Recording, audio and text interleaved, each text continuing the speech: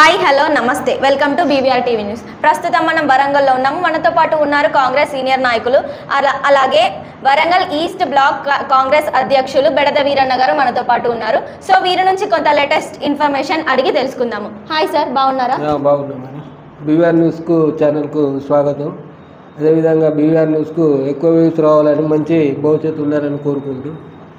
Sir, మీ 5 సంవత్సరాల ప్రజాపాలన ఉంటుందా ఉండదా?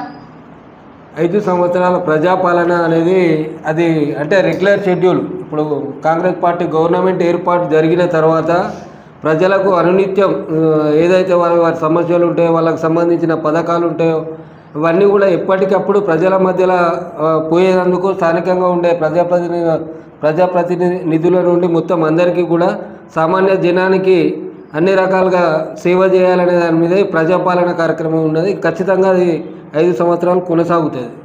ఓకే సార్, మీ కాంగ్రెస్ పార్టీకి ఇప్పటికే చాలా వ్యతిరేకత వచ్చిందని అంటున్నారు. మీరు దీన్ని ఎలా అధిగమిస్తారు?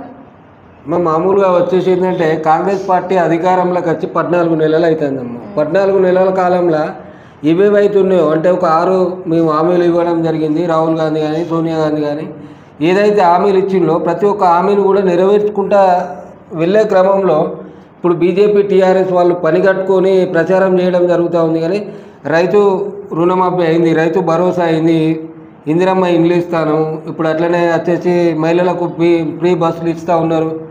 అదే మహిళలకు కూడా 2500 అనేదాన్ని కూడా ముందు అది చేస్తామని చెప్పిండ్రు. అదేవిధంగా నిన్నగాక మొన్న కూడా రాజీవ్ యువ వికాసం అని చెప్పి చదువుకున్న వాళ్ళకు 3 లక్షల నుంచి 4 లక్షల రూపాయలు, ఇవన్నీ కూడా అంటే ఒక 10 సంవత్సరాలలో చేయలేని పనులన్నీ కూడా 14 నెలల పని చేస్తూ ఉంటే జీర్ణించుకోలేని కొంతమంది తప్పుడు ప్రచారం చేస్తాను తప్ప కాంగ్రెస్కి అనే దాని మీద ప్రజలలో కాంగ్రెస్ గవర్నమెంట్ అంటేనే ప్రజలకు ఒక నమ్మకం ఉంటుంది. ప్రజలు మాకు అనుకూలంగా ఉంటారని మేము నమ్ముతున్నాం. ఓకే సార్, సర్పంచ్ ఎలక్షన్స్ అయితే రాబోతున్నాయి. సో మీ కాంగ్రెస్ పార్టీ గెలుస్తుందా? ఖచ్చితంగా. ఎందుకంటే పార్టీ అధికారంలో ఉన్నప్పుడు ఏవైతే ప్రజలు ఏం కోరుకుంటారంటే ప్రతి ఒక్క పని కూడా అధికారంలో ఉన్న పార్టీతో పనులు అవుతాయి కాబట్టి ఇప్పుడు ఇందిరమ్మ ఇల్లు మేము పెట్టిన అన్ని హామీలు అన్నీ కూడా ప్రజలకు తొందరగా పనులు కావాలనే ఆలోచన ఉంటాయి కాబట్టి ఇవన్నీ సంక్షేమ పథకాలు అన్నీ కూడా ప్రజలకు అందాలి కాబట్టి ప్రజలు ఖచ్చితంగా ఏదైతే అధికారంలో ఉంటారో ఆ పార్టీని గెలిపించుకోవాలనే ఒక అది ఉంటుంది. అదేవిధంగా గత 10 సంవత్సరాలు కూడా ఆ రకంగానే వాళ్ళని గెలిపించింది. కానీ వాళ్ళు ఏం చేయాలి, ఇప్పుడు 14 నెలల కాలంలో ఇన్ని రకాలుగా అభివృద్ధి జరుగుతుంది కాబట్టి ఇంకా మిగతా పనులన్నీ కూడా తొందరగా చేయాలని కాంగ్రెస్ పార్టీకి ఖచ్చితంగా అధికారం కట్టబెడతారు. స్థానిక సంస్థలలో కాంగ్రెస్ ఆహ్వానం నడుస్తుందని. ఓకే సార్, మీరు సీనియర్ మోస్ట్ నాయకులు అని చెప్తున్నారు, కానీ కాంగ్రెస్ పార్టీ మిమ్మల్ని గుర్తించట్లేదు అంట, నిజమేనా? వాస్తవంగా వచ్చేసి నేను కాంగ్రెస్ పార్టీలో 15 సంవత్సరాల కన్నా నుంచి ఉంటున్నాను. పార్టీలో వచ్చేసి పార్టీ పదవులు అనే దాని మీద ఖచ్చితంగా బ్లాక్ కాంగ్రెస్ అధ్యక్షుడే కానీ, వరంగల్ అర్బన్ జిల్లా ప్రధాన కార్యదర్శి కానీ, మా భార్యకు వచ్చేసి కార్పొరేషన్ ఎలక్షన్లు అంటే సరే తెలంగాణ పరిస్థితిలో ఉన్నా కూడా కార్పొరేషన్లో టికెట్ అడగగానే టికెట్ ఇవ్వడం జరిగింది. అట్లా అని చెప్పి మీకు కొండా దంపతుల అంటే ఈ నియోజకవర్గానికి సంబంధించి మా మంత్రివర్యులు ఉన్నారు. మంత్రివర్యుల అండదండలతో ముందు ఇంకేమన్నా అంటే పార్టీ అధికారంలో ఉన్నది కాబట్టి ఏమైనా పదవులు ఇస్తారనే ఆశతో ఉన్నాం. ఓకే సార్, మీరు వరంగల్ ప్రజలకి ఏం మెసేజ్ ఇవ్వాలనుకుంటున్నారు?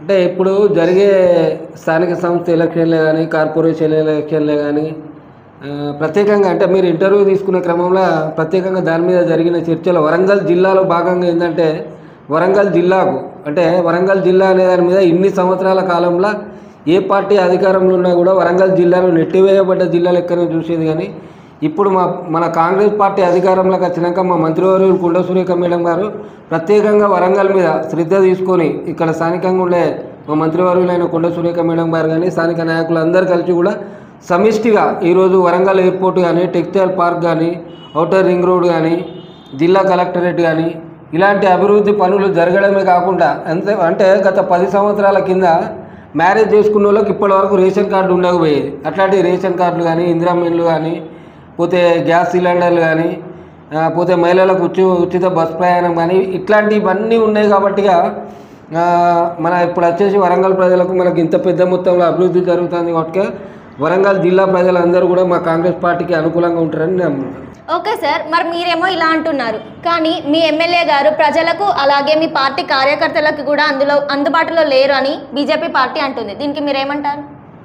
లేదమ్మా, వాస్తవంగా వచ్చేసి ఏంటంటే ఒక రాష్ట్రానికి మంత్రి బాధ్యతలు ఉన్నారు. అట్లా అని చెప్పి ఎమ్మెల్సీగా మాజీ ఎమ్మెల్సీగా మురళన్న ఉన్నాడు.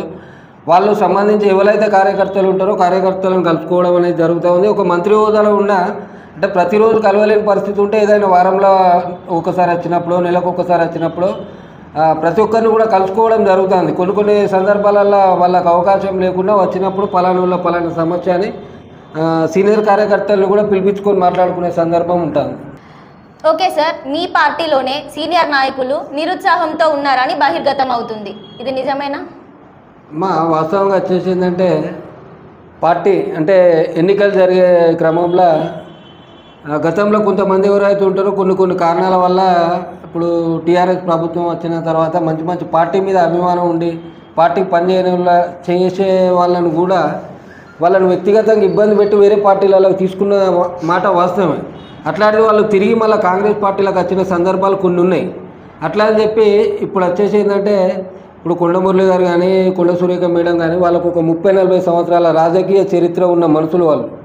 కాబట్టి ఏముండేది కొంతమంది నిరుత్సాహంతో ఉన్నారన్నమాట జనాలలో చెప్పుకునేది వాస్తవమే. కానీ వాళ్ళు ఎవరిని ఎక్కడ కాపాడుకోవాలి, వాళ్ళని ఎక్కడ చేసుకోవాలనే దాని మీద కొండ దంపతులకు ఉన్నంత అనుభవం నాకు తెలిసి ఎవరికి ఉండదు. వాళ్ళు ప్రతి కార్యకర్తను కానీ ప్రతి నాయకుడిని కూడా కాపాడుకుంటారు. వాళ్ళకి ఇచ్చిన ప్రతి ఎన్నికలలో కూడా స్థానిక ఎన్నికలే కానీ కార్పొరేషన్ ఎన్నికలు కానీ వాళ్ళు మెజార్టీ స్థానాలు గెలిపించుకుంటారు. ఓకే సార్, మీరు లాస్ట్ టైం ఫైనల్గా ఏం చెప్పాలనుకుంటున్నారు?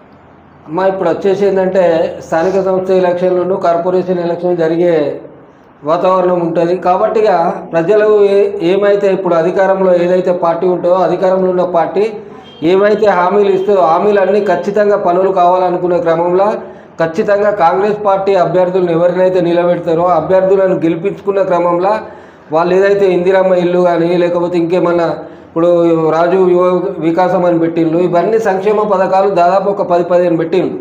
ఈ ప్రతి ఒక్క సంక్షేమ పథకం జనాలకు అందాలంటే ఖచ్చితంగా కాంగ్రెస్ పార్టీని అత్యధిక మెజార్టీతో గెలిపించుకొని అభ్యర్థులను గెలిపించుకోవాలని ఈ ప్రజలకు చెప్తా ఉన్నాను. ఓకే, సో ఇదండి ఇవాళ ఇంటర్వ్యూ. మరికొన్ని లేటెస్ట్ అప్డేట్స్తో మళ్ళీ మేము ముందుంటాము. అంటిల్ దెన్ చూస్తూనే ఉండండి BVR TV న్యూస్.